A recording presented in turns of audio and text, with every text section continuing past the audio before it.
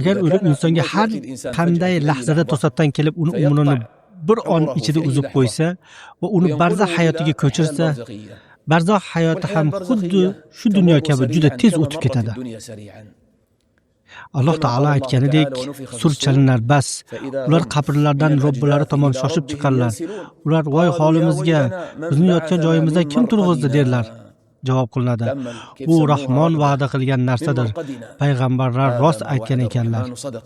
Go'yo ular uxlab yotgan edi. So'ng dahshatli nidoni eshitib qabrlardan turib chiqdilar. Boshlaridan tuproqni qoqib, qiyomatni ko'z oldilarida ko'rdilar. O'shanda inson dunyoda kechirgan hayotini eslaydi, ko'rayotgan manzarasiga ishonmay qoladi. Odamlarning ahvoli shu bo'ladi. Ular dahshat, chuqur hayrat va qattiq hayajon. Ular qiyomatni ko'z bilan ko'rib, oxiratni oldilarida turganini ko'radilar. Shunda inson dunyoda o'tgan yillarini eslaydi. Ular qanday o'tdi, qachon tugadi? Qarasa go'yo ko'z ochib yumguncha hammasi o'tib ketgandek. Alloh taolo aytadi: yer yuzida necha yil turdingiz? Ular aytadilar: bir kun yoki yarim kun turdik. Hisob bo'luvchilardan so'rang.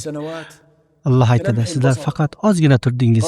Qani endi bilgan bo'lsangiz.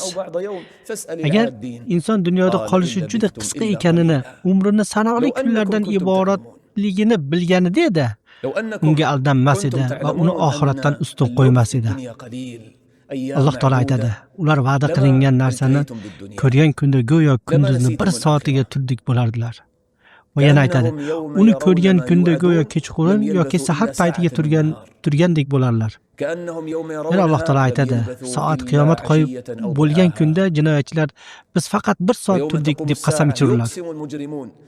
Ilm va iymon ahli aytadilar: albatta sizlar Allohning kitobida qayta tirilish kuniga gacha turdingiz.